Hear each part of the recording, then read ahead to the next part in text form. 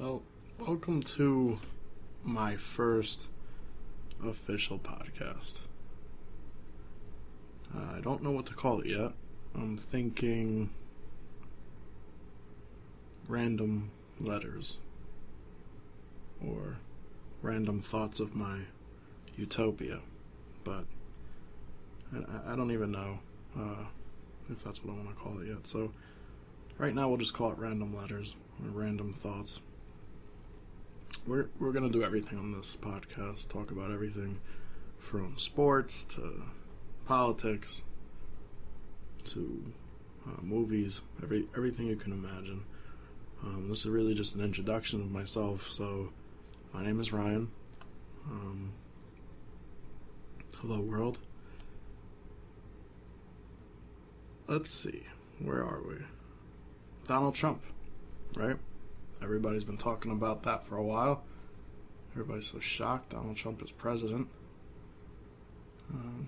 I'm not so shocked. Although I will tell you a little story.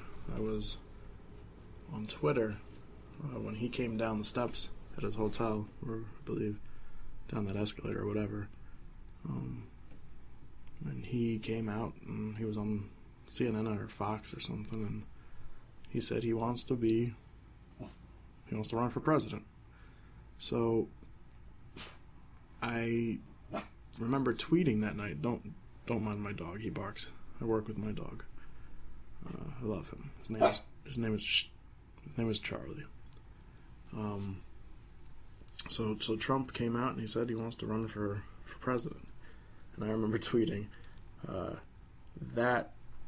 that's funny. I was so amused. I remember tweeting and saying something to the effect of, "Thank you, Donald. I needed a good laugh. I needed a really good laugh."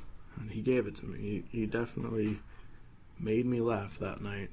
And I guess he's got the last laugh, in a sense now, because he is the president of the United States of America. And that is what's going on in our world. There's nothing we could do about it. There's nothing we could do about it. We could get up, we could protest, and I'm not against the protests, as long as they're not violent, not rowdy. We need to show people that we are here, and we're not going to back down. I think that's a big deal. But Trump is president. And at this point, as an American, my only advice would be try to allow him to do a good job and hold him responsible if he doesn't, just like we would with any president or any political figure ever at all. Hold him accountable. Make sure that he's really not going to take advantage of anything or anyone during his 4 years. That's another thing. We only have him, I can't say only. 4 years is a long time. But we have him for 4 years. Hopefully he does a great job. Hopefully he's the best president we ever had. Building a wall on the Mexican border, the U.S. border, I don't know if it's a good idea. I don't know if I agree with it. I think that it's interesting. I think that, we'll have to see. Time will tell. Just like anything in economics, you have to wait a good couple of years at least to see if what you're doing, if your action is going to make a change. Will the wall change anything? Will it stop infiltration of some drugs into our country? It may stop some, may make it harder. Walls historically haven't worked, don't send very nice messages, but do we have to send nice messages anymore in America? Do we really have to send a nice message to everybody? Is it time to just... Have we taken so much beatings that maybe now it's time to make America, not to be cheesy here, but great again? I don't know. These are things that I ponder, though. These are things that I think about. Mexico says they're not going to pay for that wall. I'm just talking about I'm just randomly blurting out the thoughts I have, thinking of Donald Trump here. Mexico says it won't pay for the wall. Donald Trump has a unique answer to that, and he says, you're going to pay for it through taxes, tariffs on your trade that comes into America. I think that's a good answer, but I don't know what that does economically. I don't know for a fact that that means that as an American consumer, I'm not going to pay more. If it means I'm not going to pay more, fine by me, I don't care. If it means I'm going to pay $50, $100 more on an item than I had to before, I'm going to care. I'm going to care a lot. Definitely. I think as a millennial, which I am, I see the world a little differently economically. I went to a 4-year college, got a bachelor's degree in business administration. I went to Iona College. It's a private institution, and it's known for being a pretty great business school. I think it's called the Hagen School of Business. I believe that was what it was called. And it was a great school. I didn't make many friends there, but I didn't have that classic, iconic, vision of what college would be. I didn't do all that. I didn't party. I did study enough, a little bit more maybe than some others. I came out of college. By the way, in college, my economics professors, they were warning us. They were warning us about the crash that we had, the stock market. I'll never forget it. He had orange curly hair. Another guy, he was bald, glasses. And they both were frantic every class. They're like, what are you guys going to do? What are you guys going to do when you get out of college? There's no jobs. How are you going to pay back these student loans? And we'd sit there and we'd laugh with our friends. We'd, talk between ourselves, and we didn't know. We had no idea. Maybe some of us in that class didn't have to worry about the bills because their parents were paying for the school. But a lot of us did. I did. I'm sitting in class. I'm sitting there and I'm listening, but I didn't really realize what they were saying yet. I'm 18 years old. I'm 19 years old. Just started college. I didn't understand what they were saying because taking out all this money to go to school, and I didn't realize when I got out of school how hard it would be to find a job. So I interned, actually. Had an internship at Enterprise, a rental car company. They loved me. I interviewed very well there. It was a paid internship. They gave me like $10 an hour, and I worked there like 3 or 4 days a week. And they were busy. It was a flagship store. And I learned a lot there. It was the beginning of my journey. I learned a lot there. I learned that I wasn't going to find a job that I would love, that I could pay back student loans comfortably with and live a life and have a future. Because the $10 internship actually was basically what they paid a full-timer. But you worked full-time and you worked overtime. So you got a little salary, maybe $40,000 to start, $30,000 to start. Not great. Anyway, the internship, I stayed until the end of the internship. I was using it for credits for college. They didn't want to offer me a job there unless I stayed on for a little bit longer as an intern, like another couple weeks. Because the district manager, whatever, he wanted to be around to really see how I did. And I said to them, the job here has taught me a lot, but I want to move on to different things. And I did. And we both didn't, I didn't want to really be there. They didn't really want to, hire me right away. They wanted more internship time. So that didn't work out. But I got the credit, I wrote the paper. But I learned a lot there. I learned that our economy, because really I was looking for internships everywhere. I mean, I would have done free. I would have probably worked a full-time job for free somewhere and worked my heart out. Because I know you have to climb up a ladder in this country. You start at the bottom. McDonald's should be a college job, a high school job. McDonald's has become a full-time job for many families. And I don't mean McDonald's directly. I mean places like McDonald's, CVS, Rite Aid, Walgreens.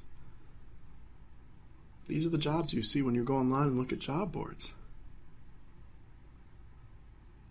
And when you find a decent job on a job board, well, that's not a job you can get, because they want 10 years experience and 5 years in accounting or whatever they say. It's ridiculous. Where are the jobs? Please tell me where I could find the jobs. Donald Trump said he's going to fix that. I hope he does. I hope he does.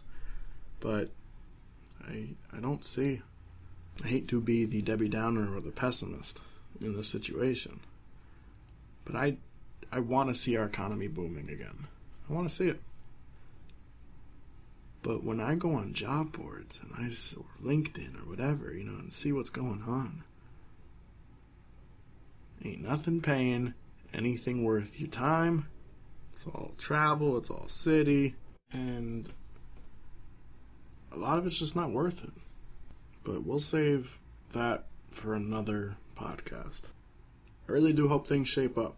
I hope we have a wonderful, wonderful future here in America. But I am worried. I'm worried that the American dream is not as accessible as we'd all like it to be. And you really got to think about that. I know for a fact I want to have a family one day. How am I supposed to have a family in this economy, in this world of uncertainty? I don't know. Maybe it's just a millennial's mindset here. I'd have to ask around.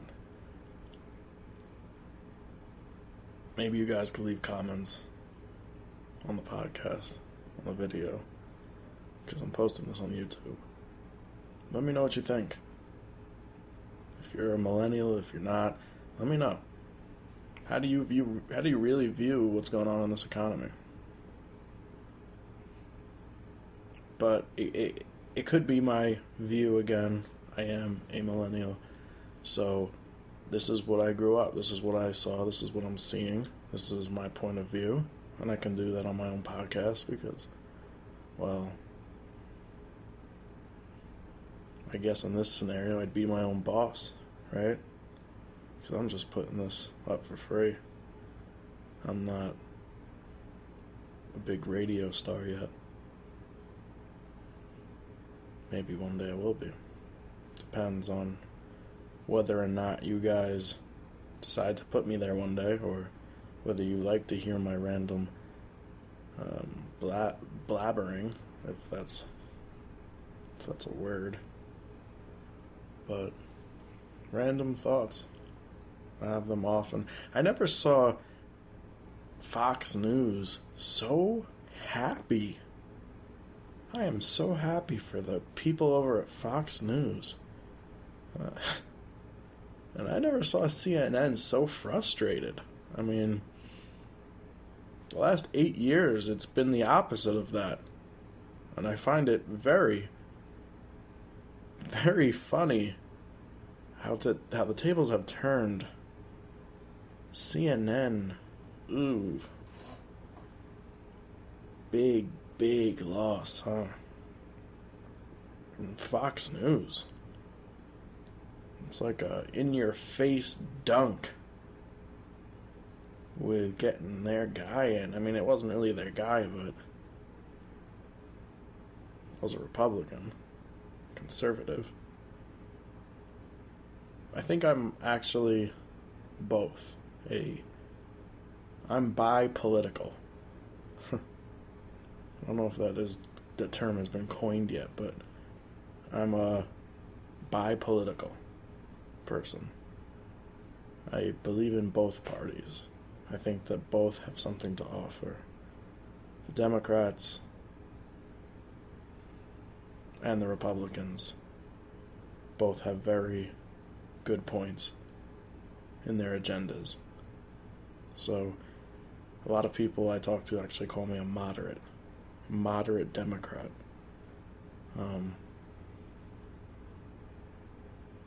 I supported Bernie Sanders. I was a big advocate of Bernie Sanders.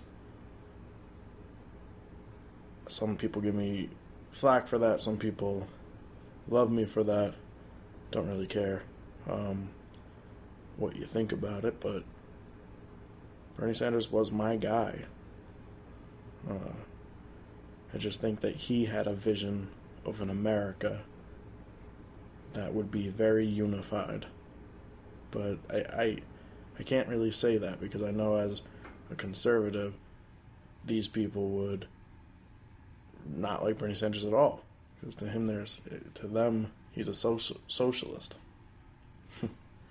Almost couldn't say that word. He is a socialist. But let's talk about that for a second. He's a democratic socialist. A lot of people would say there's no difference.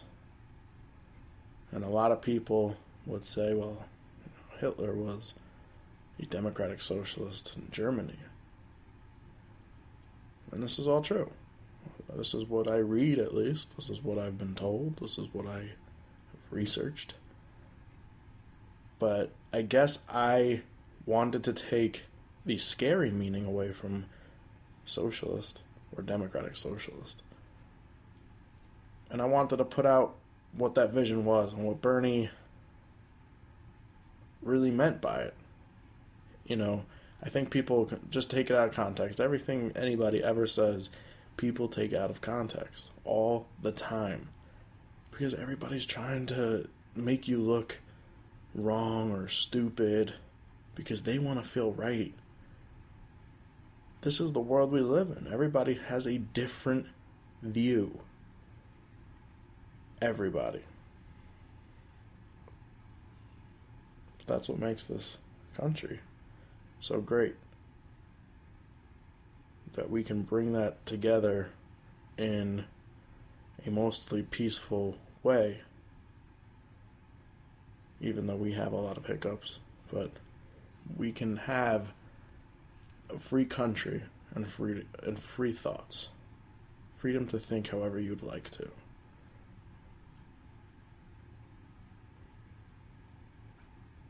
I don't want this podcast to only be viewed as political.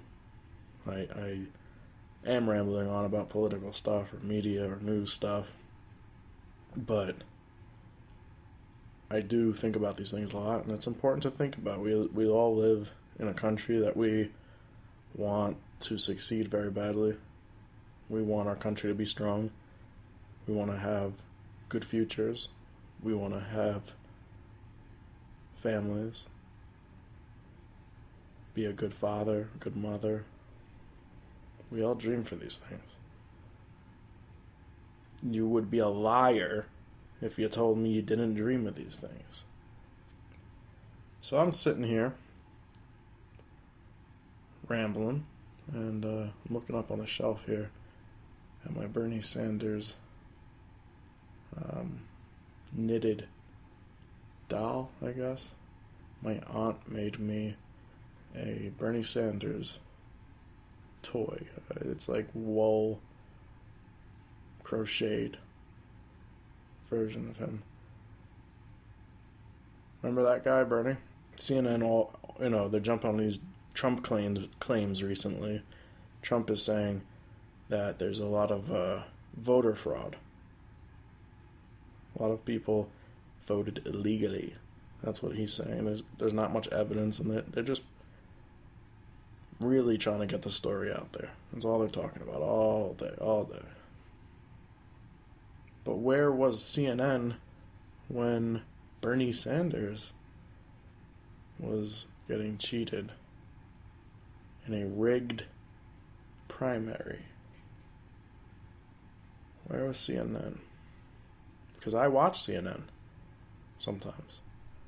And I watch the coverage of all these different stations of things going on. And CNN didn't really want to talk about what was going on with Bernie Sanders. I mean, they just didn't want to talk about Bernie Sanders at all. Wonder why. CNN and I would say the DNC in general made a bad choice by putting Hillary Clinton. All the super delegates, what happened to that story? Why are we letting that go so easily? Well, why is the Democratic Party run by these rules that don't make sense? All the super delegates went for Hillary Clinton immediately. A big bulk of them, at least, from what I can remember. All of them. So, Bernie probably pretty much almost didn't have a chance immediately against Hillary Clinton. I don't know why we're not making a big deal out of this and pushing for changes in the DNC. I don't know. Basically, what I saw, and again, I'm a little biased, being that I didn't like Hillary Clinton very much, but what I saw here was all these states that they were tying in, Hillary Clinton was getting more delegates. In states where she won, she got more delegates. And in states where she lost, she got equal or more delegates sometimes. Or at least equal. What the hell is that about? So don't bother Trump so much about saying, rigged election. Yeah, he shouldn't be complaining. I don't think he should be complaining. He won. The man won the election. So I would be quiet if I was that guy. I wouldn't say anything about a rigged election. Any rigged ideas would be not coming out of my mouth. But not Donnie. Not Donnie. A lot of people are making fun of his son.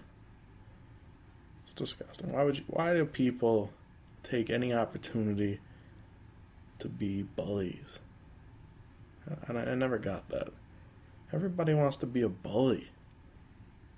I mean, not everybody wants to be, but it just seems like so many out there have opinions that they should just keep to themselves. I think that will never happen, though. Well, okay. That's all the time we have today. I'm going to wrap up this podcast. Please like, please subscribe, and please check every week for a new podcast. I'm going to be releasing something every week. Good night, everybody.